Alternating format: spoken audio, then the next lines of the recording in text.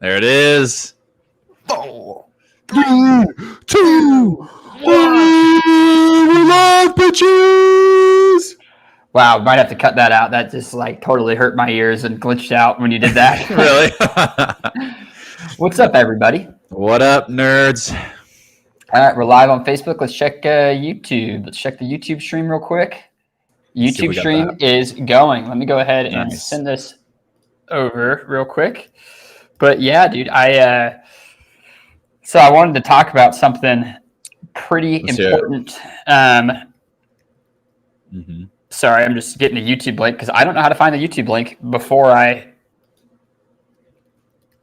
go live. It just doesn't really make a lot of sense to me. So I'm just go for it. Take your time. And there's that. And I'm going to send it over to boom. All right. So yeah. So what I want to talk about is fake news. All right. And the reason I want to talk about that is because I think in the last year, there's something that's, if you haven't noticed this, I don't know if you've been living in a box or a bubble or what, but pretty much all of news just seems to be fake. Like none of it seems to be real. Like on both sides, it's not a left thing, it's not a right thing. It just seems like most of the time that there's any substantial headline or some kind of big thing there, it's just like totally fake. And I will give you an example from this morning. And I will read my tweet to you to CNN, and it goes like this. Let's see here. Let me just pull this up real quick. Replies. So CNN Politics tweets this morning. There has this headline this morning, which is Arizona Republicans begin reviewing 2020 ballots in effort to undermine the results. And so do you know, well, Jack, that seems pretty true because the Republicans are doing that, which is true. Yeah, they are going and checking out the results. But the reason it's fake news is because they use the word undermine. That is a persuasion word. That is assigning you an opinion. Yeah. Here's how the headline could have read differently. The headline could have said, instead of saying in effort to undermine the results, if it was a right-leaning site, it would have said in effort to ensure that elections are transparent and fair in the future. And that would be a totally different context. And now the Republicans would be the heroes instead of the enemies. And so that is just one example. Or, I mean, like the obvious bigger example, the fact that the girl who tried to stab somebody and then was shot. And then it was like, well, you kind of like, if you're trying to stab somebody, that seems like a consequence that could happen is getting shot. I don't know this news story. You didn't hear about this? Oh, so dude, I'm under a rock. Okay. All right. So I'll tell you what happened. This is crazy. So there was another shooting this week, and or like last week or something. I can't remember. I can't remember his name. Tragic. I'm going to start by saying that extremely tragic. Anytime someone gets shot, dies, and this girl was only 15 years old. It's obviously tragic, and you reach out to the families. So what happened is the police get this call about this girl who's like, she's bigger. You don't know how old somebody is by just looking at them. And there's a video with this girl like actively trying to stab somebody else, and the police officer from like a pretty good distance like shot the girl down. That was like in the act of stabbing. It was like bigger than the person she was trying to stab. Yeah. Well, the girl dies. Turns out she's only 15 years old, and then like she's also black. And then it just like fits the narrative perfectly of everything that's been going on with George Floyd and all this stuff, and then it blows up. So LeBron James tweets something like against the cop. I can't remember exactly what the tweet was, and then just gets shit on. And then it gets, which I don't blame LeBron, and I think that it's just kind of a victim of fake news there. Like it's just like, because it's the fake news media is like making it sound like there was absolutely like the most horrific crime committed by the police officer, but it was like, well, he had a split-second decision, and somebody was actively trying to be stabbed. He doesn't know how old this girl is, and it's just like you gotta act. Yeah. And so, but people like the news media just is ignoring the fact that this woman was like trying to stab somebody else. Really? Like how so? Basically just painting it like as though it's like another George Floyd case that just is just like a cop that's just like people are saying like, there should be no guns involved in knife fights. So like people were like literally advocating that like, oh, the teenagers just get into knife fights. Like it's a things that happen. There's no reason they didn't. No, what? Are you serious? Oh my God. This is a real argument put out there that teenagers just get into knife fights. I go, I've never been. The closest I ever got to a fight was like in middle school, and I like shoved a kid. Like, and there are more violent schools for sure. But, dude, here's a crazy thought. If it's an acceptable, normal thing that teenagers are getting into knife fights, that's a problem we should drop everything for. We should address that immediately. Dude, yeah, it was bad. But continue. So anyway, I'm gonna be doing this more on Twitter, but I've just been looking at like headlines. I'm trying to be partial to, and like just on both sides of the aisle, because the fake news exists. Like, like, I mean, QAnon, if you're on the right, you believe like QAnon, or like if you're super anti-vax, like I'm kind of not really, that's equally just kind of being victim of fake news. Or here's another fake news one. That's like, we'll do one this one made the left look bad. We'll do one that makes the right look bad. So Bill Gates was like caught on video saying something. I say caught, like he was like sort of just volunteering this information, talking about the economic impact of, or like the economics of the COVID vaccine, and like the money that like where it was coming from and all this stuff. And so the fucking loons on the right are like over here are like, oh, Bill Gates caught you red-handed. You're just making the vaccine to make more money. And Scott Adams brings up the point. He goes, Bill Gates has given away like half of his fortune and just actively been just doing this. If there's one thing that's true about the world, is Bill Gates isn't looking for more money. No. He's not. There's just no way that's his motive, is more money. No, dude. Like, he was the richest man in the world for the longest time, and then gave away like half of his shit to like help the world, like actively like trying to help the world. And then people are like, oh, we got you. Oh, dude, you said it. How much money for the vaccines? You see, he did it. Oh! dude, it's fucking silly. Also, did we calculate something? Bill Gates is so rich. We watched this movie that had this room in this hotel in New York City. It was like the presidential suite, cost $20,000 a night. And we're like, how many nights could Bill Gates stay there? It was like 900 years he could stay there, dude.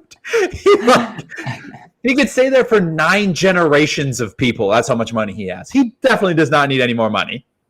Yeah, and it's not like, look, we're just giving it away. I have so much money that I just don't even know what to do. Yeah. So there's a little bit about the fake news. So if you're going to the news, and I just would recommend for anyone listening to this right now, is like, when you see an outrageous headline, I think that your first reaction needs to be like, hey, this is probably fake news. If you get really emotional, and then also if the news is like telling you how to feel, like that CNN article, for example, that said undermine instead of like literally any other verbiage they could use, it's like, okay, that's fake news. So fake news is not something that's like they're actually like totally manipulating a fabricated story. It's they're taking parts of the story and putting them in like just taking parts of the story way out of context. Or just like applying this weird filter on them, like taking, again, just to keep using the CNN example, like the word undermine, which is like that's a persuasion word, right? The word undermine is totally a persuasion word. It's not it's not like an objective truth word. Like I guarantee the Republicans aren't being like, oh, we're trying to undermine the election. Well, some of them might be like, but they don't mean it from the sense of like trying to undermine the entire system. They're like, hey, wait a second. There's 40% of the country that thinks that there's something fishy about this. Maybe it's worth investigating so we can keep faith in our election system. That should be like a way more positive take on it.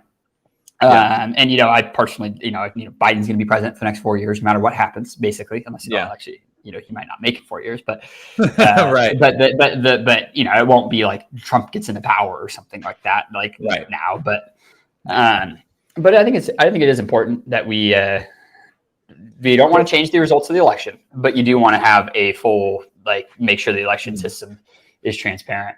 100%. I 100% agree with that. I mean, there should be, I would imagine, I think it already exists, but there should be some sort of like committee and like a group of individuals that are assigned to security and legitimacy of elections. Like just in general, that should exist. You know what I mean? And then there should be like, Like, I don't know. And then you got to make it so that like the guy, like you have to have like a committee. You couldn't have one person in charge of it because then that person could, like, for political reasons, they could alter things or whatever. But I mean, there should be a committee. Like, I don't know why we wouldn't have that. Like, everybody wants a secure election. Yeah, I mean, I would like to like it'd be really nice too if you could like track your vote to like make sure it was like counted too. I mean, there's so many things that would be nice to have.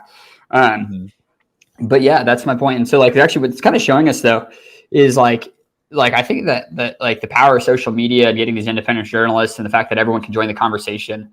One of the positives that I'm seeing, because I saw a lot of negatives for a while, is that we're kind of starting to realize like the news has sort of always been fake. I mean, we saw that with the Iraq War majorly, with how it was publicized and actually like totally taken advantage of from like ISIS and Al Qaeda, like literally just using our own media against us to turn the citizens against the war through this avenue of fake news.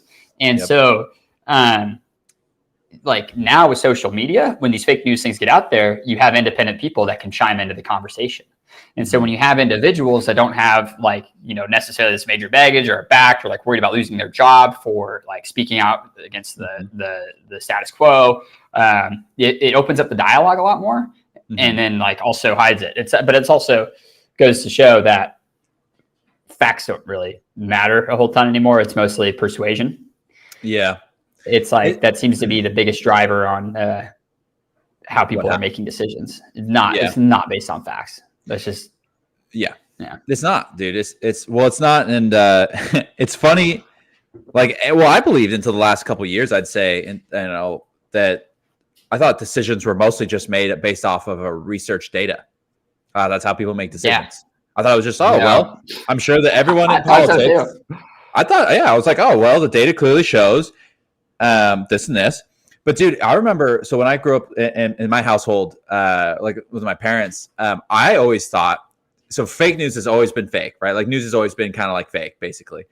Well, I always thought that Fox News, I always go like, I was like, wow, how are they so wrong all the time? Because like in my house, dude, I only watch like we watch The Daily Show, which I, even though it's left leaning, I like because it's just comedy. It's just making fun. Oh, there's nothing wrong with liking news. Just recognize that it's fake. I like the news. I follow all the news outlets. I read articles, but just like whenever I see headlines, I go, oh, it's probably fake. But like there's some elements of truth in there, and you can kind of, if you can check a couple sources, you can kind of piece together what likely actually happened. You're not really ever sure. But it's still just good to keep a pulse on at least how the people of the U.S. are feeling about the world. So if you look at the news, you can be like, okay, there's going to be groups of people that are feeling this way because of this headline. Like the headline is causing the way people feel, not the actual event.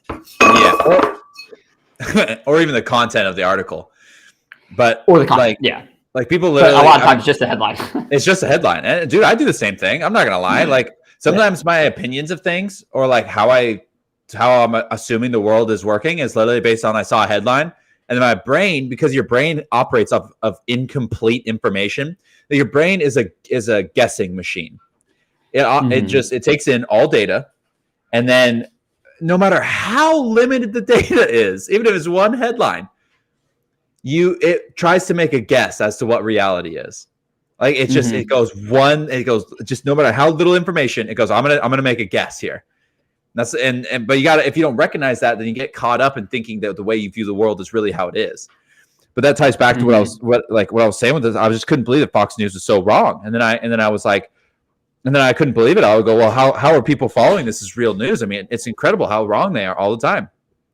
And then I got, and then kind of recognizing that all news is fake. I go, oh, wait a minute.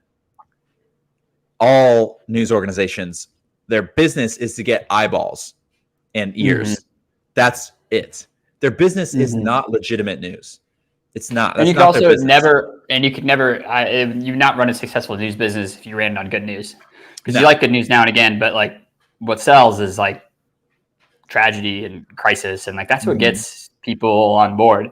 Yep.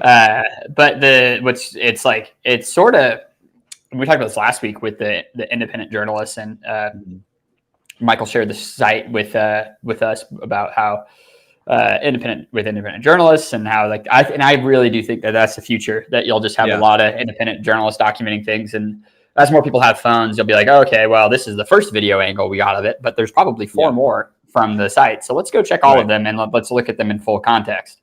Yeah. So I mean, video evidence isn't real either. Like that's pretty much fake, because if you just like cut down the context to like the specific moment, you know, it can change everything. Like there's just a bunch of examples of that. I mean, one would be like the drinking bleach hoax, where if you cut out the part where Trump says whatever about injecting disinfectant or whatever, and then you remove the part before it where he was talking about the light therapy, and the part immediately afterward where he clarifies he's talking about light therapy, it looks like he told you to drink bleach. But like if you just include the outside context, you go, oh, that's just like definitely not what he was talking about. Right. And so it's like you take that, so that's video evidence, and you go, oh, this is video evidence. There's no way around this. And you go, well, actually just put it into context, and you go, wait, this actually is not at all true. Yeah. So even video can just be totally fake news. And so it's there's not really this like burden of proof that's like incontrovertible that we're getting, and but it's really persuasive though, and it looks like it's like there's no way around it. Yeah, and that's really the key. The key. That's the key for news media, to like keep people ensnared and brainwashed. Yep, dude.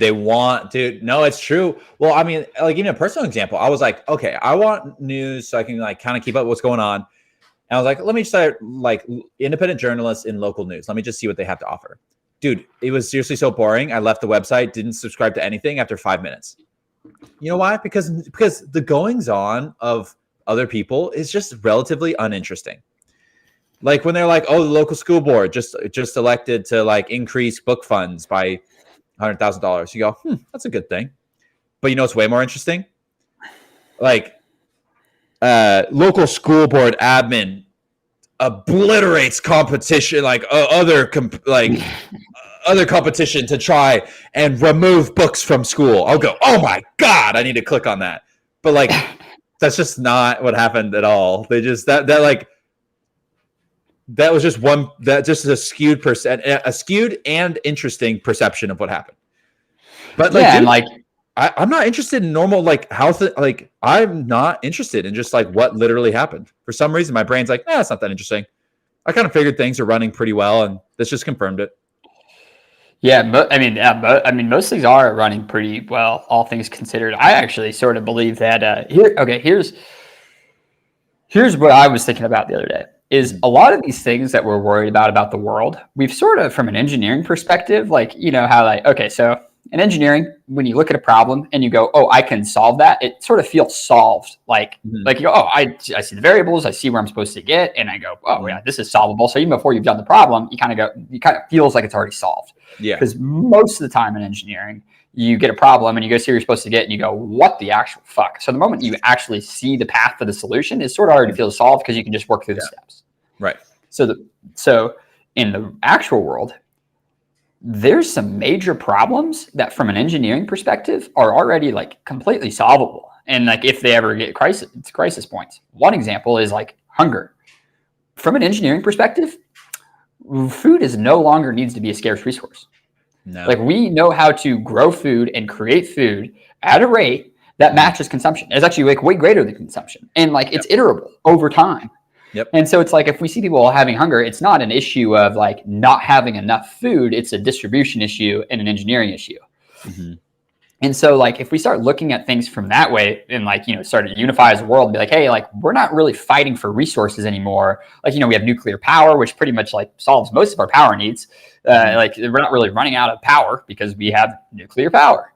Yeah. We have solar power, which is just never going away. So like you have these things that are just never going away. You can solve all of your problems.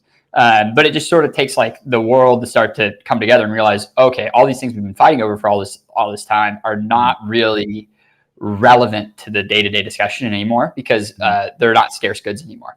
Before, when things were scarce, like actually scarce, you needed to fight for them. But now that we can just like have like abundance, it's not an issue anymore. And so it's like, well, we need to really rechange our frame about how we're arguing and fighting with each other, because we're in a day and age where people can have their basic needs met. I also think the whole economy is going to change in the next like 50, 100 years, just toward basically like it's just going to be the standard that pretty much everyone on the planet just like has all your basic needs met. It doesn't cost you anything, and it's just like you sort of get to spend your time and add value to the world what you want. Like it'll be like sort of like UBI, where there's like sort of a basic minimum you'll get because everything will be automated. Like you'll just have robots that like just like literally provide all of your basic needs. And it's like, well, from there, how do you provide additional valuable to get additional things in the world? Because there still should be some incentive and reward. Sort of like I just kind of realized like socialism and capitalism don't have to be like just totally at odds with each other. You can just have some socialist policies and some capitalist policies. And there's good parts and bad parts to both. And it's sort of the balance is what you need. Yeah, that's 100%. Dude, I think, so I'm just going to put this out there. So hopefully we remember, I do want to go back to nuclear power a little bit later and dispel some myths about it and make people feel a lot better about it. No, dude, let's talk about it right now. All right, perfect. Because I also want to talk about this other UBI thing because I think it's cool. So with nuclear power, the biggest, so I like to bring up nuclear power a lot because to me, it seems like the biggest solution to fossil fuels. Because so everybody kind of agrees, okay, fossil fuels aren't the best. Let me reframe that. There are better ways. There are significant negatives to fossil fuels, and we'd like to not have those negatives anymore. Because before fossil fuels were actually an amazing solution to lots of energy really quickly and distributing an energy source really quickly and easily and cheaply. Like it was an amazing solution. Then we went, okay, there's significant downsides to this, as in pollution of cities, what it's doing. I know this is a hot topic for some reason, but it is putting more CO2 in the atmosphere, which is causing global change in a way we don't want. There's a lot of plastics are in the oceans. There's a lot of poison related. So we all want something new. To me, nuclear power seems like the best solution because unfortunately, renewable energies like solar and wind are not the best solution. And the reason they're not the best solution is because they don't provide consistent energy to the electrical grid. And I think people need to understand this engineering difficulty because no one talks about it. Because people like to just tout wind and solar as this, why don't we just do everything on wind and solar, blah, blah, blah. I'll tell you exactly why. It's an engineering difficulty because how fast the wind is spinning is how much electricity goes in the grid. Our grid doesn't have a bunch of batteries sitting around. Our grid is battery technology just isn't there. And it isn't there. Our grid needs to have a consistent level of power so that when you plug something into your iPhone into the wall, it doesn't explode, right? So we need to generate it as we use it. There's no storage. So wind and solar are really good in the sense that they use just how our planet would act normally. Like it is a good energy source, right? But we need something that provides on-demand and scalable energy, consistent scalable energy. And that's usually what coal and what gas does. That's why we have coal and gas. And it's because like if the sun is not out, you don't have enough power. And guess what? Primary power consumption is like in the evening hours after it gets dark. And so if the sun is not actively shining, you don't get power. And so like I remember, dude, there was this like Trump got ripped on once because he goes, why are we investing so much in wind power? The wind doesn't blow all the time. And everyone was like ripping on him because that was like the stupidest statements. And it's like, no, that's literally the problem with wind power is that the wind doesn't blow all the time. Yeah, right. Exactly. It's a huge issue because if the wind's not blowing and you need power, you won't get your power if you're all on wind. Right. Well, here's another like. Yeah, it actually was a good statement. It just wasn't articulate. Well, people like to rip on Trump just because it's fun. Just whatever. And it just makes headlines. It's just funny. It's funny. It's funny. When the side that's wrong is just so adamantly like, can you believe what he said? You're like, oh well, actually, it's true. So actually, I can believe it. But yeah, that's the problem. It's not always blowing, and it also takes a lot of land for wind power. It takes a lot of land and a lot of resources to build these giant things. So there's problems with it, right? Nuclear energy is amazing because we have not discovered a denser source of energy than uranium. And in fact, it's not even close. Human body fat, here's a fun fact. Human body fat is more energy dense than oil. Oh, really? Yeah. So we should just start like liposuctioning all the fat people and throwing that in the... Yeah, America can run on fat people. You just liposuction, right? It's a win-win, right? So the rest of everyone gets power, and all the fat people get their fat removed. Yeah, exactly. They can keep being fat. Dude, screw nuclear. This seems like the solution. Yeah, exactly. And it's usually like habit-based, so they'll just get fat again. So we'll just reharvest it. Oh, there we go. We can just have fat like my 600-pound life. It will be my 600-watt life.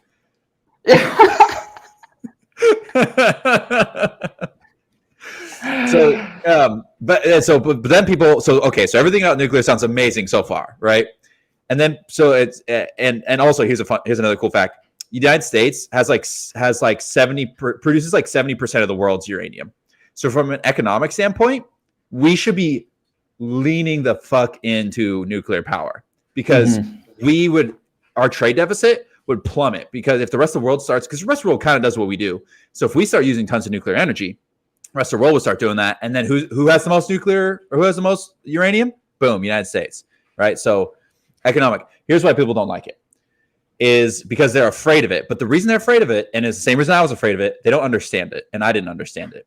And I think it was you and me, or maybe it was me and Kevin, we went to, at Oregon State University, we went to a professor, the nuclear engineering professor at Oregon State University. Like this woman worked she literally was a plant engineering manager.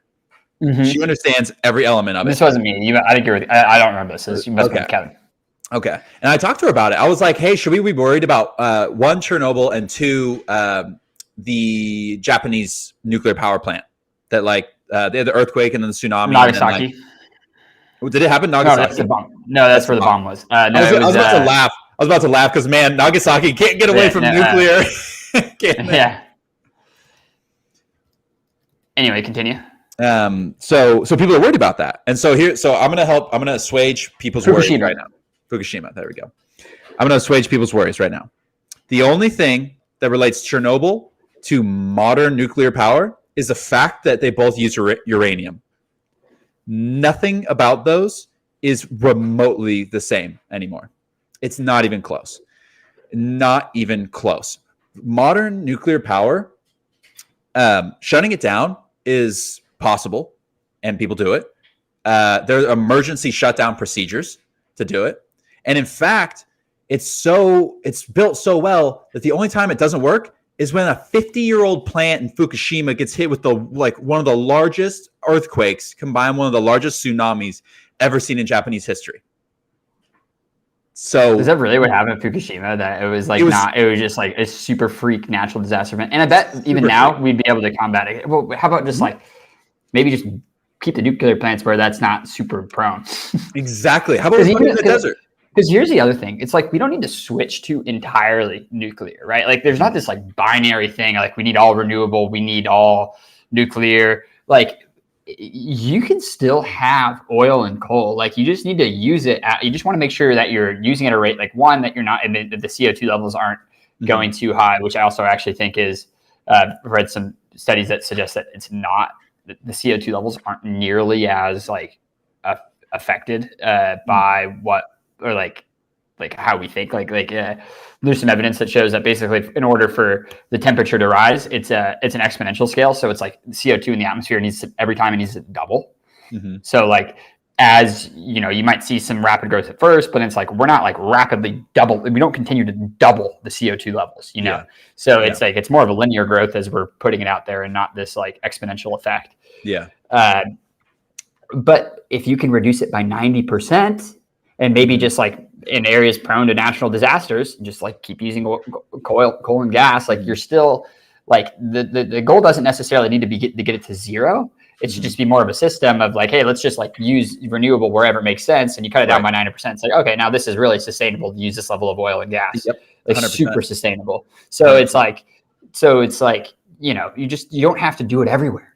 You just need to do it more. Yeah. Yeah, it's exactly. Just slowly start scaling it in. So for the safety concerns, the facts back it up that is simply that what we do now is safe. And let me give you an emotional reason as well. I'm gonna throw this out there. Do you really think that the smartest, highest paid engineers in the world did not think about an emergency shutdown for the nuclear power plant? Like, do you think they just forgot about that? And then you sitting at home are going like, well, yeah, but what happens when there's an emergency? Like, you think that the engineer didn't consider that maybe when they designed it? Yeah, well, it didn't enter the conversation at Chernobyl apparently. So yeah. Oh, it did not. So much of those major accidents seem to be from pressure from above, though. Like when you have a boss, you know, like sort of the Dilbert world where you have just a boss that's just like results. And like maybe like likely like a lot of times the people that are like in charge of this, like if you have politicians or somebody that's like pushing the nuclear program that doesn't understand it, they'll set up expectations that are not reasonable. And then engineers, you know, will get afraid of losing their jobs if they don't follow these unreasonable expectations. And so then it kind of cascades. So you sort of really need to put it in the engineer's hands, and then also like you don't want to rush it. Like just like you know, like let it take a couple of years. It's not like our planet's immediately dying. It's completely fake news that somebody says that in 5 years we're like that's irreversible. That is fake news to the biggest like thing, because we're already discussing terraforming Mars. Are you telling me that we can't terraform Earth? That's like a planet that's in pretty good condition. Yeah, fake news. Yeah. So like, it's just not. It's just putting on nuclear, and you're like power. Like honestly, the power grid probably should be way more reliable. Have way less power outages. Just like Yeah, dude. Well, and so here's another objection to it. And I like to point out these objections, and I point out they're silly, not to make people feel bad, but to point out that just at least put doubt in people's minds that the scare tactics they've heard about nuclear is exactly that, scare tactics. And this is a complete bet, no fact behind it. I'd be willing to bet those scare tactics are funded by other sources of energy, because it's a capitalist economy. And if someone else is making energy that you don't make, you don't want their business to do very well. So just be cognizant of that. But here's another one. People, it's not safe. And they would go, I don't want it in my backyard. Well, would you want an oil refiner in your backyard? No, that's why they're not in your backyard. There is not a coal plant within walkable distance from me. Like, none of the modern sources of energy are close to us. Because people, also, 90% of the world's population lives on the coast. Like it lives on, and if it's not, it's that or it's water sources. 90% of the people live in it's like 5% of the world, like of their square footage. So and especially the United States, there's tons of room for us to just put all these energy sources and then run power lines from them to us. So here's an example. Okay, you don't want nuclear power in your backyard. Perfect. How about we take a natural gas plant that you hate so much, strip it out, replace it with a nuclear power plant, because it's I guarantee the location that the natural gas power plant's in, I bet it's pretty far from humanity. And I bet it's in a place that there's not a lot of birds and animals that if something happened would be an issue. I bet it's in a super remote location such as the desert or in the Great Plains. So let's just put the nuclear power there. Yeah, just where it's just away from everybody. I just Googled it. Half of the population. So there's more. So 50% of the population utilizes 1% of the Earth's land. Oh wow, 1%. So the other 50 probably does a lot more, because they're probably have the people lives on farms and shit. But yeah, it's let's put it where there's people are way further apart. Yep. Just the probability of tragedy is just way less. Yep. That way. Exactly. Also, we can put it in a desert that no one fucking lives in. Let's put it in, the Nevada desert. And also, for nuclear, here's my last bit about nuclear power. People are worried about waste. Nuclear power is not goo. Just so I'm going to blow some people's minds. It's not green goo. It's metal rods. Just metal rods that are just uranium and zirconium and niobium. They're just metal rods. And they put them in a barrel and they bury them in the desert. Dude, it seems fine to me. I don't really know. We're just quarantine off that area of the desert. It's not like anyone's using that. It's not even like animals use the desert, dude. There's no animals. There's one lizard maybe, and he's for sure gonna die. Yeah. It's okay, whatever. Just sequester this one part of the Earth so we can have power. Because isn't the issue, if I recall, part of the issue why we can't launch it into space is because if there was a space accident, something blew up, then we'd be like, oh, this is bad. Because if it somehow the rocket had an issue while it was trying to dispose of this waste and then blew up, and then it would just I think that's the reason we don't do this, because I think we were talking about this earlier in the week. But as rockets get better and better, that'll become also more of an option. It's what? Yeah. Space gonna get irradiated? Have you seen the fucking sun, dude? We're not even come close to what radiation is being put out into the Yeah. Yeah. The That's sun, all the sun does is put out radiation. yeah. It's literally nuclear fusion. It's just using a different form of the same thing, nuclear power. Yeah, dude. No, Dude, okay, here's a question for you. What is the difference between radiation and like the nuclear perspective compared to radiation as a topic in heat transfer, just like like being able to transfer heat without a medium? Because those don't seem like the same concept to me. I kind of thought about this before. I go, these don't seem like the exact same concept. no, I think that's. I think it might be, if I'm remembering correctly, radiation is a form of heat transfer, and Yeah, it's also convection, radiation, and then the radiation. Here, let me look the definition, because radiation is not associated necessarily, I think, with nuclear power. It's just let's see here. The emission of energy as electromagnetic waves or as moving subatomic particles, especially high energy particles, which cause ionization. Okay.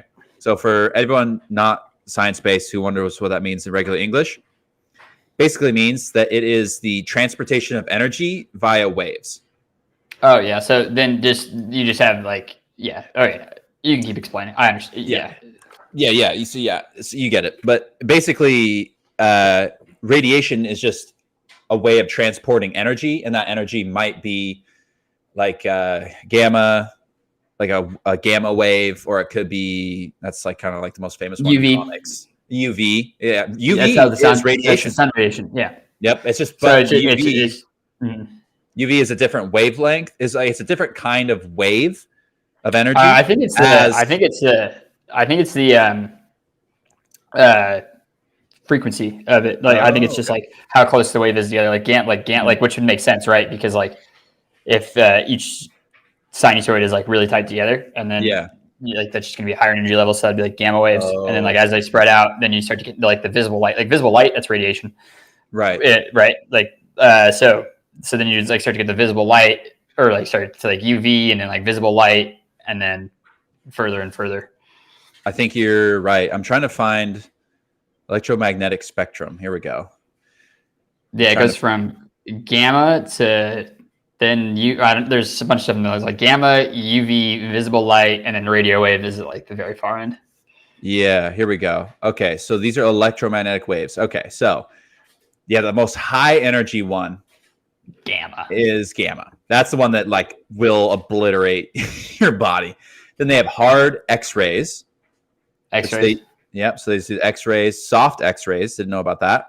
They have extreme ultraviolet, which is actually the energy that it gets that the sun sends to the earth. And then I think our ozone basically reduces its energy to where it gets to near ultraviolet. Dude, it's pretty nuts that the earth is just like habitable. Yeah, that's true. Like, just like we're literally in such a, I mean, I know this has been blowing scientists' mind for a while, but I was kind of pondering this today, that it's just like, it's just so fucking perfect, like how the universe is structured to allow Earth to have sustainable life for extended periods of time. Mm-hmm. It's just like, because like there's planets that are just like pretty close to us on like the astrological scale, that are like, that just are fucked, like Mars and Venus. Like Venus is pretty close to the same size as Earth, and like it's not too far at the same orbit, but it's just fucked. There's no atmosphere. You just couldn't go survive on Venus. I mean, you could now because our technology is so good that you probably could. Right. That's mind blowing, dude. That people are just going to go live on Mars, like in our lifetimes. Like in our lifetimes, like, how people are going to live on another freaking planet. Well, dude. It is, dude. Well, it's shocking that anything works on this planet. First of all, that anything whatsoever, that we are able to live and then like modify the earth in any way. Like, think about how many chemicals we've pulled out of the ground, released into the air, and the earth is still just killing it. It's just like still blocking all of this like deadly radiation coming from the sun, and then converting it into warmth that we just enjoy, like the perfect amount. Dude, it's it's pretty good. The sun's a pretty cool thing. I can see why that our ancestors believed it to be a god. I sort of do too. It's kind of, dude. I'm looking up. So the reason I'm distracted is I'm looking up. I'm trying to find pictures of our solar system and stuff, just to look at the difference. Dude, one of my favorite scientific discoveries though was when somebody goes, "Yo, guys, hey, what if the sun's not moving around us, and what if the sun is fixed and we're rotating?" Yeah. What if we're the ones rotating and it's not the sun? Yeah. Kill him immediately. Like kill him immediately. Yeah, that's heresy. It kind of feels like maybe we're rotating. Yeah. It's just like hyper intelligent. Like just, I mean, they're just like such a level of awareness to like come to that conclusion and then like perform experiments and then like also to discover that the Earth is round. Mm-hmm. Dude, and we were discovering this stuff like 1,000 years ago. Like now, like, we have satellites. People knew the Earth was around in like BC times. Like, really? Like the Columbus thing. Yeah, that's kind of fake news. Columbus was the one that like proved the Earth. Like I think he's like going to like prove or whatever. But like actually, people knew the Earth was round. They just didn't know how big it was, or like how far you would have to go to like get there. And so that's why he kind of went to go to India and then discovered America and thought it was India because he thought he was going to end up in India. Mm-hmm. And but the first experiments that they did to discover that the Earth was like round was this guy literally I don't know precisely how he did it, but basically I don't know how he they did the timing, I can't recall, but essentially they made like a statue of a known height that was like, and then like calculated the shadow length of it, and then traveled 500 miles like north or east or west or something like that. And then at the same time, like they had some mechanism of keeping track of time, measured a statue like at a great distance away, and like measured the length of the shadows at the same time of day. And then by the difference of the length of the shadows, they were not only able to determine that the Earth was round, but also determine like very accurately what the circumference of the Earth was. What? Yeah, this is like Archimedes time. Dude, like, I think it was Archimedes who did it. Dude, check this out. The earliest documented mention of the spherical Earth concept dates from around the 5th century BC, when it appears in the writings of Greek philosophers. So yeah, like 500 BC. Was it Archimedes? Because that's who I think it was. Dude, let's find out, baby. Let's see. Ferdinand Magellan. Oh, that's a practical demonstration. That's not the. But isn't that because you hear like Columbus and it's like, nah, dude, we kind of knew that for like 2,000 years before him. Yeah, dude, like a long time. 2,000 years. Dude, Jesus was 2,000 years ago. Yeah, like that's how long ago. Yeah, like so Columbus. For how long it's been since Jesus was alive to us was how long Columbus had known that the people had known when Columbus was around that the Earth was round. Yeah, that's so insane. Dude, here's a time scale factor for you.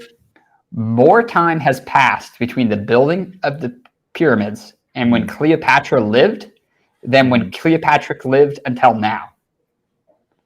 There's a greater time lapse between the creation of the pyramids and when Cleopatra lived. Damn. Compared to Cleopatra and now. It's 2,000 years ago that Cleopatra lived, and it was like 3,000 years before Cleopatra lived that the pyramids were built. Dude, that's crazy. Dude, the pyramids are old. Dude, they're so old. They were built in like 3,000 BC.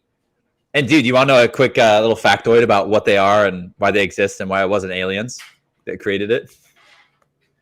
Sure. Yeah, I'm into it. You want to know the history of it? Of course.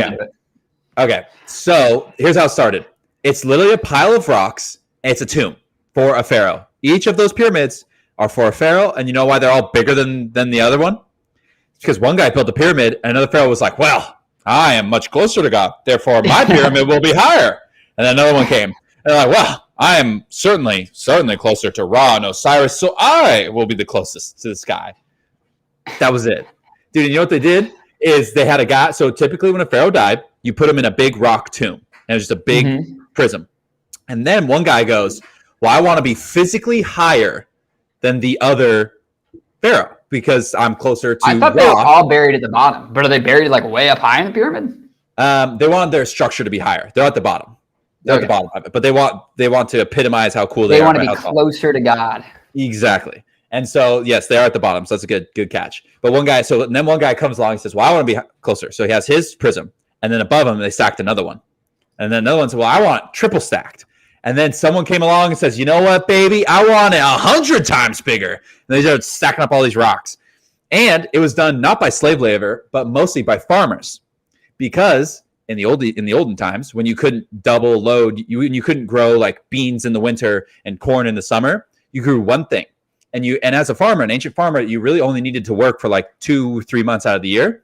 And the rest of it was just waiting. Because there was no technology to like manage it. There was no spraying it with weeds. There was no like fertilizing. So you just have like 9 months of free time after you did your like 2 or 3 months of hard labor. Exactly. And then what would you rather do than serve who you perceive to be God on earth? And so you go, you'd be like, I'm gonna go help the guy that's just God. I'm gonna go help out God. That's what they did. And they took the rocks, they carved them out. I'm saying fake news has existed since the beginning of time. Dude, fake news has existed since there were 2 humans on the planet. Yeah. I go, dude, I am the one controlling the weather. And the other guy goes, really? Fuck, I better listen to you then. Did surf since Adam and Eve, baby. Eve's like, no, eat this apple. It's fine. Are you sure? Yeah, no, it's fine. Fake news. Fake news. The apple was not fine. Totally fake news. It was fake news. Yeah, but no, it was. I read that and I was like, oh, interesting. But yeah, no, it's 3,000 years, and then Cleopatra lived at like 50 BC. Yeah, that's it's mind blowing when you look at things on time scales. Because the pyramids were ancient to Cleopatra. That's nuts.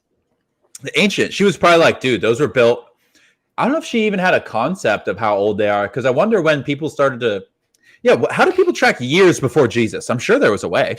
What was the old way? The Chinese calendar is like 5,000 years, I think. Oh, really? Like we're in like year 5,000 according to the Chinese the calendar. It is weird that like the whole world, not weird necessarily, but that's actually made me curious is why we're all like how easy it was for us all to get on the same time convention, right? Because it's sort of arbitrary. Like how long a second is really arbitrarily defined. I mean, like there is a specific definition. It's like the oscillation of a quartz crystal. Yeah. But it's like the fact that we all agreed on the same time mechanism that wasn't just like, because like everyone had days, right? That kind of makes sense. And then everyone started to kind of figure out stars. Like these are kind of points of convergence, like just like that are logical. Like, okay, there's star patterns. Like clearly after this many overnights, like this star pattern seems to return. Right. And it seems to match up with this season. So like, you start to notice these things, but like the fact that we just all agreed on like the second, and then like a week is the weirdest one to me, because like months make sense because it follows the moons, but it doesn't really, like it like just is like was once that, but then it's not really. Yeah. But weeks seem like the weeks and seconds and minutes and hours, those are just so fucking arbitrary. Right.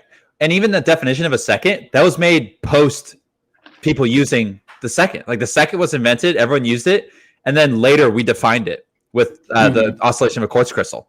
I know what you're talking about, where people are trying to standardize our units through things that are consistent, as in like the speed of light. Like they're trying to like a meter.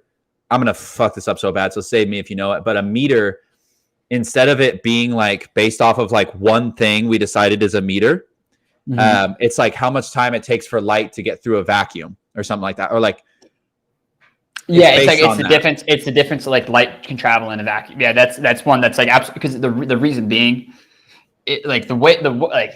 this isn't necessarily the reason, but this is the logical framing that's used, is if we ever like came across an alien species and we're like, hey, like this is how we do our science, because science kind of seems to be something that would be universal to whatever life forms we ever find. They tried to make the units like definable so that another entity could pick them up. And again, it's not like necessarily the reason, but it's the logical framework on how to define units, is that some other entity that had science would be able to understand how our units work very quickly by some absolutes that they likely also already knew. Right. That's a really good call. We're standardizing it for the aliens that we're going to meet later. Yeah. And so like, if they do meet us, or like which they're like, we do meet them or whatever. And it's, like you can just like, oh, this is where we're at. Can you help us? Like this. And they're like, they can just really quickly pick up where we're at and what we're doing. But again, that's just like more of a, like imagining these aliens as more of just like a logical trick, so we can also just standardize it on Earth and have it not based on just like, Right. like the kilogram, which I think is where they just like literally like have the kilogram, like this like block that is the kilogram. Yeah, it's in It's France. just like in like a vacuum container in France. Like this is a kilogram. This is like it weighs 1 kilogram, and if it changes weight, it still weighs 1 kilogram because it is the kilogram. It is the kilogram, dude. And the problem, I didn't know this. The problem, it's made out of iron, and the iron is slowly evaporating. Yeah, and so it's like micro changing. So it's like this is not. It's not a good system. So how do you come up with a solution to mass? To me, it seems like it'll be something light related and relativity. My guess, because there is that conversion available through Einstein's equations. I think light is the only consistent thing, because time's not even consistent. Because light, I heard that time changes so that light can remain constant. I think that was a concept Einstein came up with. Well, here's the other thing is like through quantum mechanics, one thing we know that's just absolutely mind blowing is that photons, before they're observed, they live in this sort of this probability wave state where they're not really defined specifically, and then could be in multiple waves. But upon like observation from some sort of conscious entity, the probability wave collapses, and then instead of like existing in this like multitude of states, it exists in one state. So what's mind blowing is when it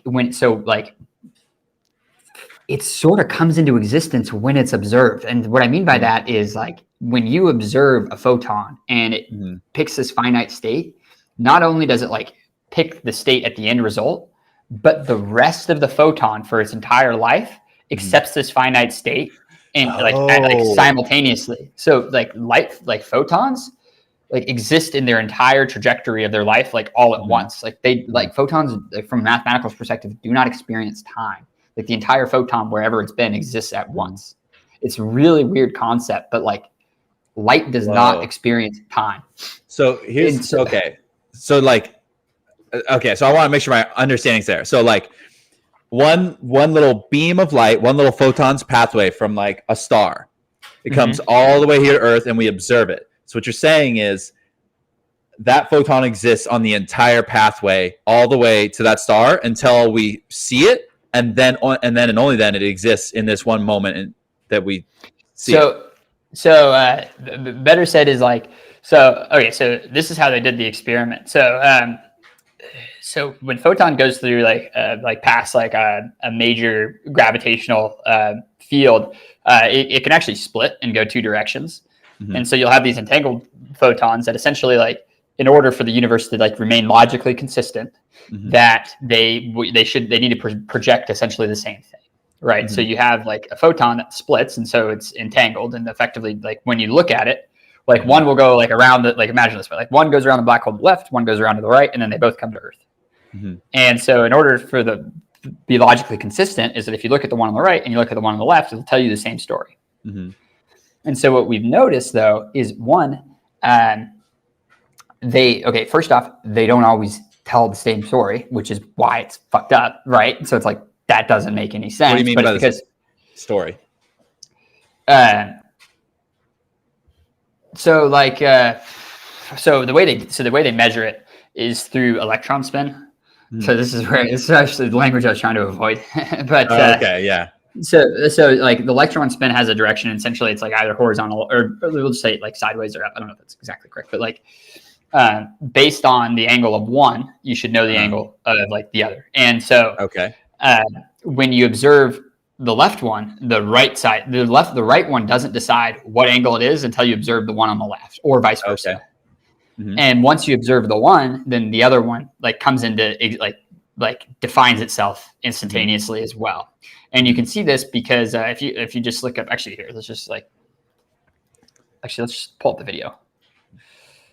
This is crazy, dude. What's crazy is that we can even observe or understand the spin of subatomic particles, and by subatomic meaning neutrons, electrons, and protons. Okay. Observation, quantum mechanics experiments. I can't remember the name of the experiment. I don't think it's a double slit one. This is like a science paper. That's not good. Dude, it's crazy. While you're finding that, I'll just kind of talk on some things I think are crazy. All right.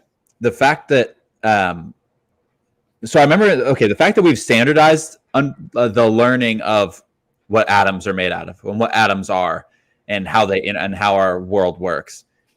Like, to me, it seems crazy because if you think about a human 1,000 years ago, 2,000 years ago, they're really just like learning how to do kind of what they do. Like they're a farmer or blacksmith or something. They don't really learn anything else. It's kind of cool that we have, as humans, we've gone, okay, you know what? No one can be walking around on this earth unaware of the fact that every single thing in the entire universe is built out of the same like 237 atoms or whatever, however many elements we've discovered. Like, people need to understand this. Like, it's just kind of cool we've standardized that knowledge as opposed to just being like, oh, you're a farmer, just know farmer things. Like, there's a few things we should probably all understand. Can you hear the video? No, I can't hear the video. I can see it and it is being recorded, but I cannot hear it. So we should be able to figure out how to, like, when you figure that out. Okay, so yeah, I don't think this is gonna be valuable to like watch this 10-minute video for this concept that's like kind of difficult to explain. But essentially, yeah. So what it shows though is that like what the meaning behind all of this is that from the existence of the beginning to the to when it gets to Earth, we can prove that the entire wave from like light years away all collapses and comes into existence like at the same time upon observation. Mm-hmm. And it happens for both waves, even if you just observe the one, because they're quantum entangled. Mm-hmm. And so mathematically what this means is that the photon, because there should be some ripple effect, like, if I shout at you, obviously like the sound has to travel and get to you. So you think like, oh, the observation needs like work backwards at the speed of light to like define itself the whole way, but it doesn't. It happens instantaneously. So the implication there is that it, and we know that because observing the left one causes the right one to have an effect, even though like the way they communicated, it should have to go all the way back to the point of inflection where they split, but it doesn't. It happens instantaneously to both. Okay. And so mathematically, the reason they came with this experiment is because effectively, like, theory of relativity suggested that photons don't experience time, that they exist in their entire existence is singular at like a point. Mm-hmm. And so this observation thing sort of proves that, because it doesn't happen as a function of time. Mm-hmm. It just is instantaneous. It's absolutely mind-blowing. And one of the implications is that consciousness is what's bringing the universe into existence, and like not the other way around. It's not that the universe brought us into existence, sort of that like the conscious force brought the universe into existence. Yeah, that's sort of actually what I subscribe to, is that like as you go around the world, you're literally bringing the universe into existence. And like if you don't think that's true, just like look around your room, name one thing here that wasn't created by a conscious, like name one thing that you're looking at that wasn't created by a conscious force. That's just like part of your daily life. And like, yeah, you could argue like the sun in the sky, but everything in your room, that's a deliberate conscious effort, everything around you. Yeah, even the plants that I have, were genetically engineered, grown, redistributed by humans. Yeah, your world is clearly a product, and even you can even argue that like because by conscious I don't necessarily mean like human consciousness or anything like that. It's sort of the same result would happen if an animal looked at it or anything like that. It's sort of just like this life entity, and even actually if like other not conscious entities interact, it will cause them to like collapse as well. Like, because you can use like a measuring tool to like make this happen, and not just like your eyes. Dude,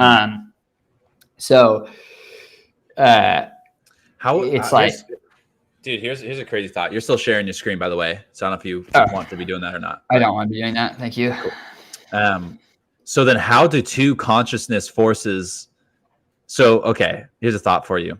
And this might lead into the place where we don't know what we're talking about, but we kind of never know what we're talking about for the most part. Dude, does anyone know what they're talking about when they're talking about this thing? I used to think like, oh, this is off limit because it sounds like smart people can talk about it. I'm like, no, anyone's allowed to talk about it. Okay, because people have been wrong for centuries, so I'm going to have an opinion. Yeah, I'm going to join the masses on this one and be wrong. The thousands of years people have been speculating and being wrong, so I'm just going to join the noise because it's fun. It's fun.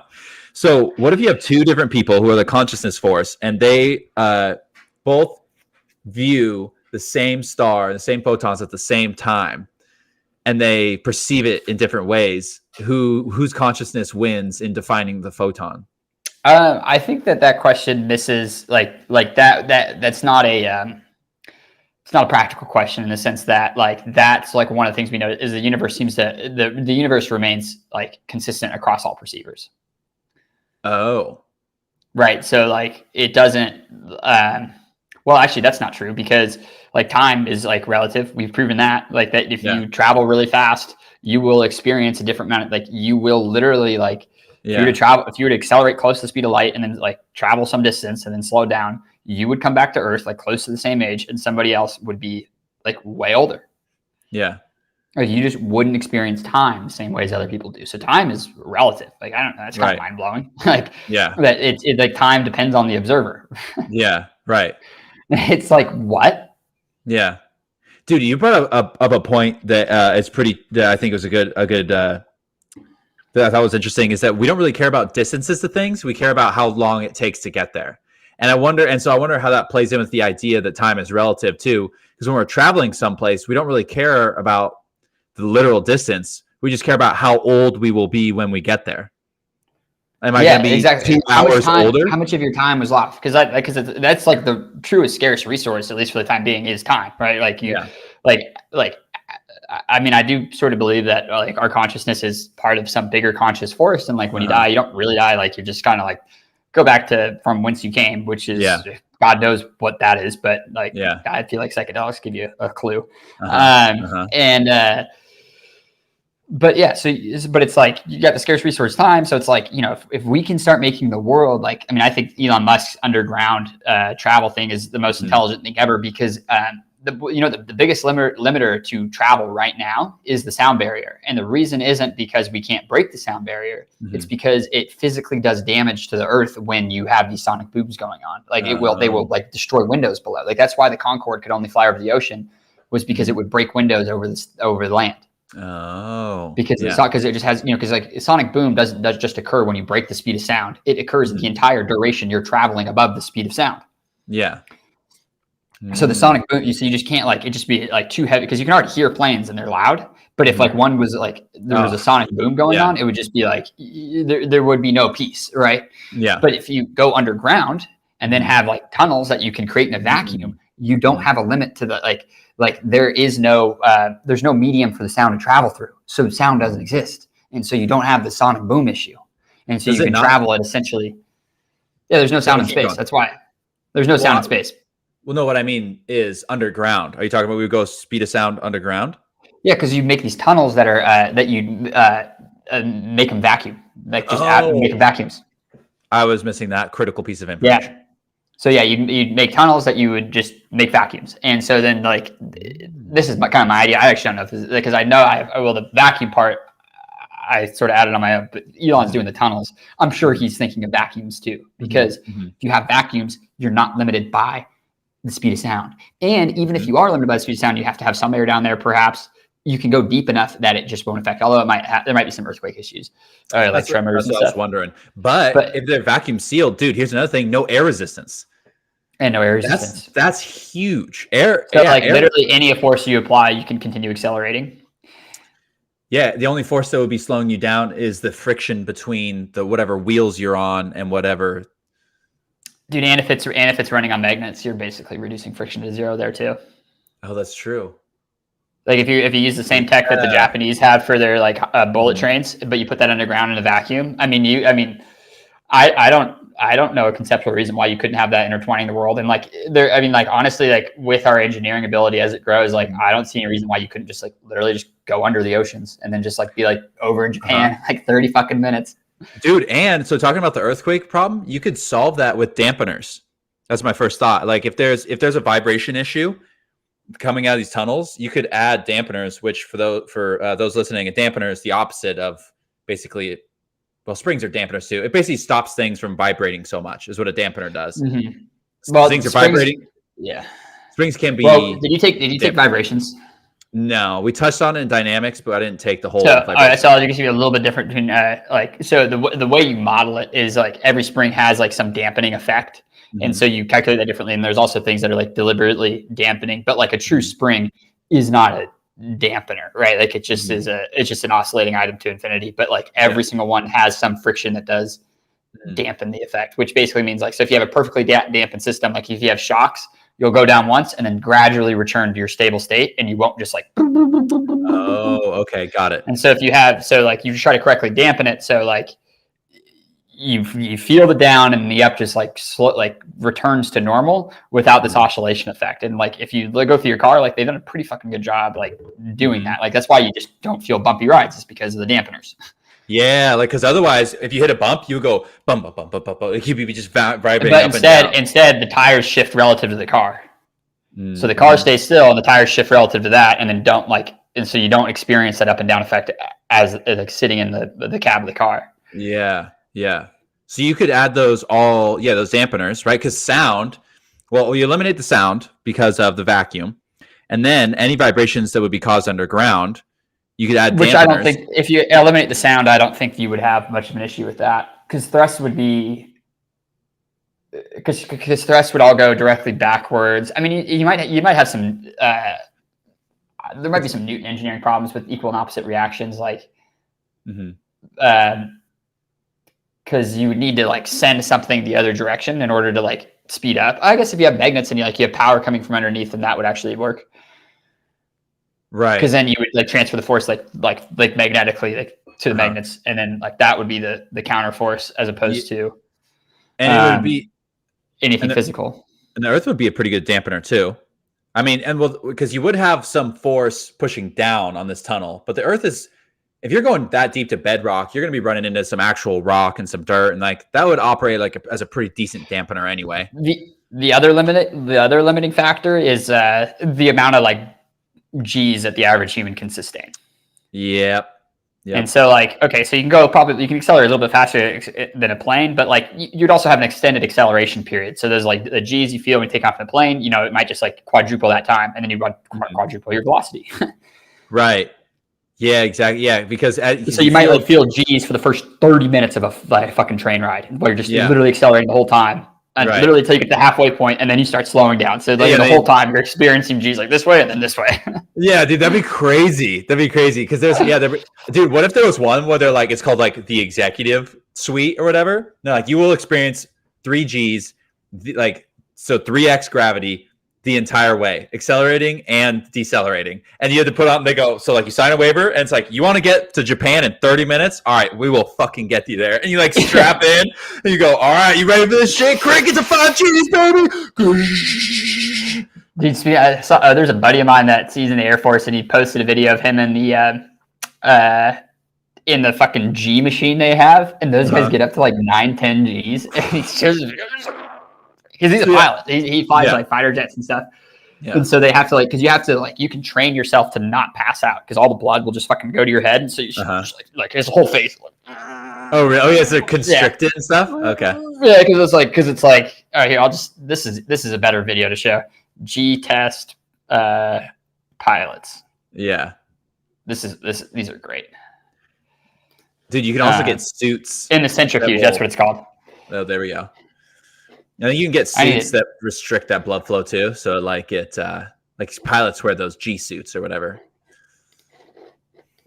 All right, let's check this video out. Yeah, look at this guy. Oh, he's doing it. Oh, sweet. Yeah, which video is him going 9 freaking G's? Yes, they put you in this thing, they spin you around in circles really fucking fast. Oh man, let's go. Yeah, which part is he? Yeah, where is he? Spinning at? He's just talking about it. Does he not actually spin? Okay, passing out. There's videos where he says he says passing out in it. Well, I'm sure there's a better video in here somewhere. All right, wait, hold on. Oh wait, he is right here. Boom. Oh, there it is. 1. So he only made it to 3.6. Really? Yeah. I didn't know 3.6 is that bad. I knew you passed out at like 9 or 10. This but is I didn't way think better 3.6 is that bad. Look at these guys' faces when they go through this shit, dude. Maximum of 7 G's right here. They show the G's right here. Yeah. Okay. Boom. So they're in 1 G, which is just normal gravity. They got like 10 people they're showing all at once. I'm gonna narrate. Engage. I'm gonna narrate this for the people listen to the podcast Yes. version. But we're watching a video of a series of different pilots in a centrifuge, and so what they're gonna do to these people is spin them around faster and faster and accelerate them at a faster and faster rate till they experience different amounts of gravity. Oh damn! Oh, these faces are crazy. Look at that! Dude, look Like, at this. You have 5 Gs.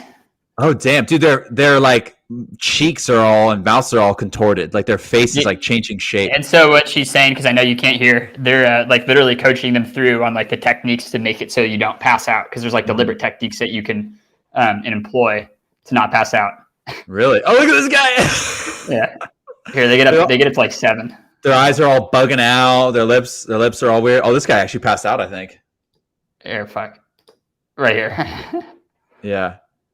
Oh damn! Oh, they're all grinning. Oh, that must be a strategy. They're all like pulling their, They're like clenching their cheeks teeth and back. going back. But like, look at this. Like, look at him, dude. Here he goes. Oh, dude, he's out. He's out. That guy was out. He just collapsed. Oh man! Then they slow him down. He just kind of he's twitching a little bit, and then he's probably just gonna come back. And he died. He's like, they're like, hey, Will, are you there? Will, are you there? Will, come back to us. Will, come back to us. And he's like, oh, I'm here. What's going on? Good. I heard when you go unconscious, you don't know that you went unconscious. Like you're just confused. Look, that's okay. This is what that guy looks. That's what he looks like normal, and that's what he looks like under the fucking G's. Oh my god, he looks like a different person, dude. Looks like someone took all of his skin, like on the back of his head, and stretched it. Like yeah, pulled it that's off. exactly what it is. Yeah, like a face tightening job. Clearly, there's a limit, and so, dude, astronauts are going up to like 10 or 11 Gs when they go. God! Fly. Oh, like I it's bet. nuts. Yeah. So they have. That's why they have to do all this training because you're accelerating so much. So yeah, there'd totally be a limit on like, hey, are you like trained? Like you have to like a certification to like get on the high speed one. Dude, and on your driver's license, oh, you're still sharing. On your driver's license, it could say like certified at 7 Gs or something, you know? Yeah, So exactly. Like 7 Gs, but like, here you go. Yeah. You Oh, sorry, this is expired. You haven't done the centrifuge for over a year, so I can't let you on. Dude, yeah, and they like, and all the different lines are all based on Gs you can handle for the train. So everyone's in the 1 or 2 G line. And there's some people in the 4 G line, and then in the 7 G line. And there's one guy's like, dude, I just got certified for 9 Gs, baby. Let's go to Japan in 10 minutes. Yeah, like just like with like all the like most elite athletes in like the 9G. So because I mean, dude, you start going like pretty quickly. You can get up to like 9 or 10 miles a second. I mean, you need to get to Japan so quickly. Like, that's how fast. Like, I mean, that's about what they go about 9 or 10 miles a second. Yeah, that's about what astronauts get to when they're leaving orbit. Really? How many? I'm gonna Google miles. Let's just go from Texas because we're in Texas. Because they measure it in feet per second, and they'll get up to like 50,000 feet per second, and at 5,000 feet a mile. All right, miles from Texas to Japan is 6,400. All right, so you said 10. So you said 10. What a mile? Miles per second. How many miles per second? 10. 10. So that's after like if you're at 9 seconds. Gs. If you're 9 Gs, it takes like 5 minutes. Yeah, so you could you have to accelerate up to it. Right. So yeah, but like theoretically, some deceleration. Theoretically, if you could make this work, you could get to Japan in like 20 minutes. Dude, you can get Japan in like I'm looking at if you take so it's 6,400 miles to Japan. So you divide that by 10. So now you're at so you're converting that from miles to seconds. So you're looking at 640 seconds. Divide that by 60. You're looking at 10.6 minutes to get to Japan. That would be insanity. So yeah, it'd be a little longer than that because you have to accelerate up, right? So it takes about 5 minutes to get to that speed. Okay, and then you have to decelerate. And then you have to decelerate. So you'd really it'd probably take you about 15 or 20 minutes. And you know how long a flight is to Japan right now? How long? I'm gonna guess. Hold on. I'm gonna say it's from 14 hours. 13 hours. Good guess. There we go. From what state? I'm sure there's some flights that are 14 hours. I don't know. It just says from U.S. to Japan. Like it's just serious. And this, it just says this measurement. I don't know from where exactly. Gotcha. But yeah, so nonstop Tokyo, 13 hours from. Damn. Oh, that's actually from Dallas. So it's even less from. Oh, only $2,000 round trip. I can take off in a few days. $2,000, get to Japan, and nonstop flight. $2,000 to Japan, baby. So yeah, 12 hours. So if you're going from the West Coast, it'd probably be like 9 hours from the West Coast. So you go from 9 hours instead of 9 hours, it takes 30 minutes. That would be so sick. We need to do that. We need to do that. You'd have to have a series of tunnels, but I don't know what the like negative externalities of running these things would be. Like, because there likely will be some obstacles that we don't anticipate, or like some things that it affects that we don't anticipate. But like, I don't know, it seems like worth trying to me. And then like also, like, I don't know why anyone would travel by air except for the novelty of it after these existed. Yeah. Right. And so you'd like way reduce noise pollution. Yep. And it would reduce noise pollution, and it would reduce literal pollution, chemical pollution. Yeah, and it would do because you run them all magnetically, and so like, which I don't really understand that technology, but it seems like it's less. I mean, it'd just be electricity, so you'd still need to generate the power from somewhere, but it seems more efficient than gas or oil. Well, yeah. Well, what's nice, I guess, is once you make everything running on nuclear power. Exactly, baby. Well, what's nice about running shit on electric is that the problem then just is a scaling problem. Like, you can say, oh, well, this takes more electricity than it would take gas or whatever. But it's like, well, but we can get that electricity from anywhere, as opposed to if you run things on gas, you can only get energy for that thing from gas. Yeah, exactly. So it's like, so electricity just totally opens doors. So yeah, it would for sure be. There's no way I don't think you could generate that for. I mean, like, unless you're literally using rocket fuel for every single one, you just wouldn't generate that for us. And if you're, and the biggest issue, like, we can't use electricity in the space is that, well, it's just again, you just have well, dude, could you imagine? Here's another thought, is if we started building like space towers. So instead of having to like go to orbit, you have like a fucking, like a couple massive towers around the world that literally extended like 10,000 feet in the air. And it's like a roller coaster. You know how like roller coasters will launch you up? It's just like, stay on this track for the first like few miles. This is a total, I don't know if this would work. Yeah. It seems like it could work.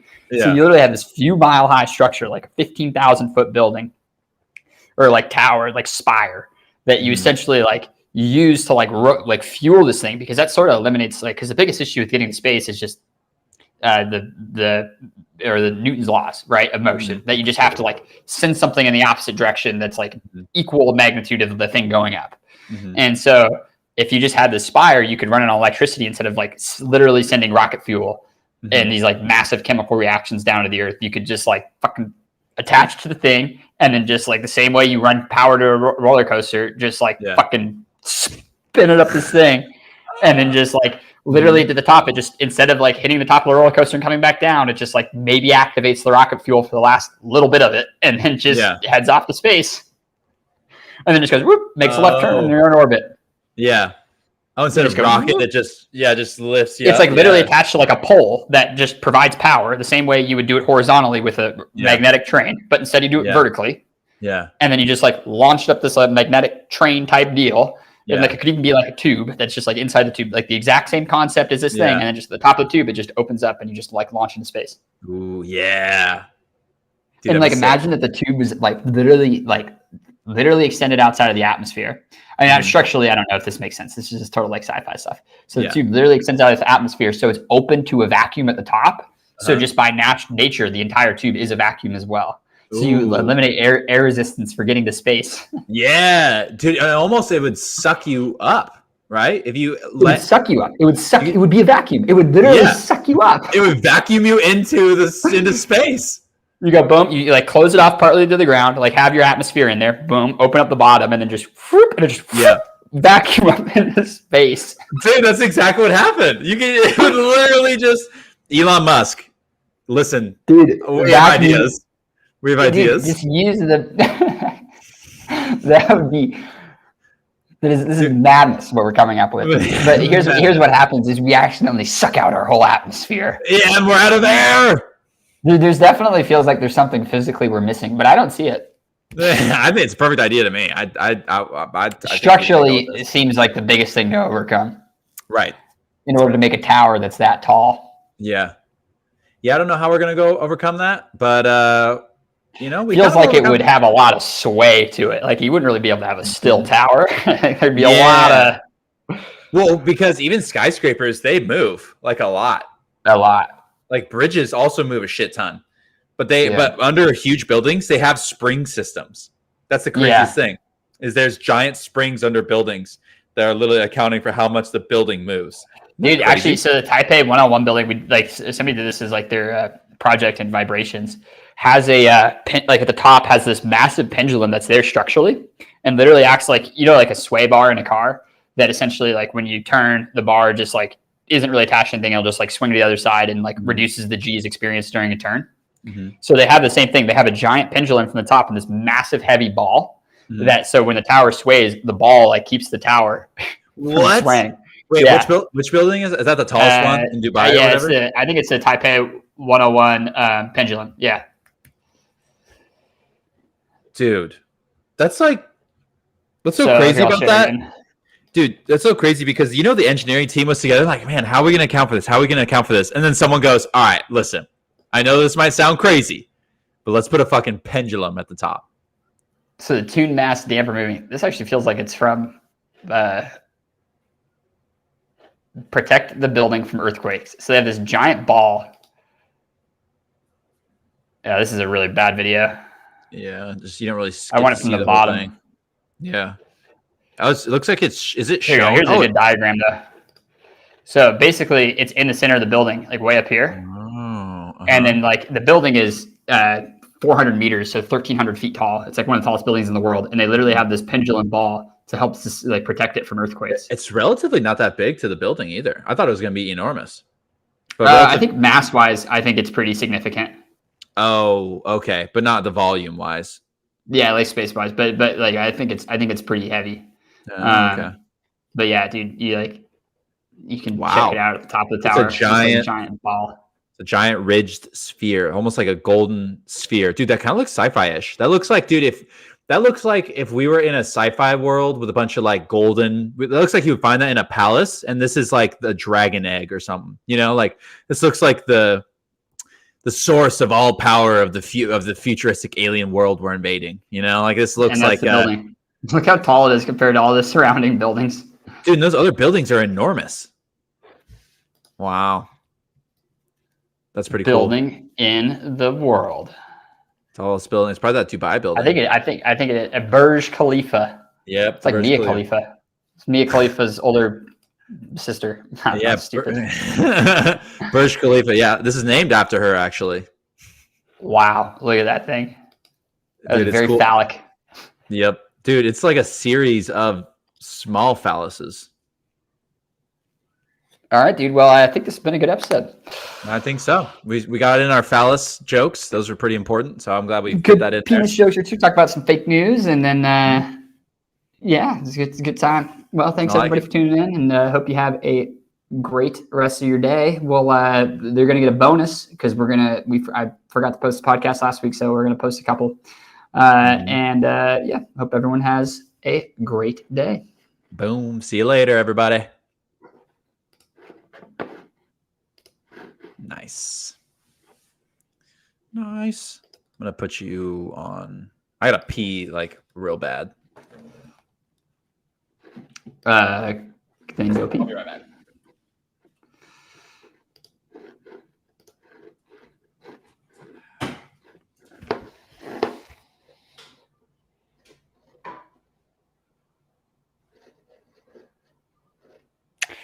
And YouTube, I know you are still here. Just got to figure out how to end the stream, which is right there. Goodbye, everybody.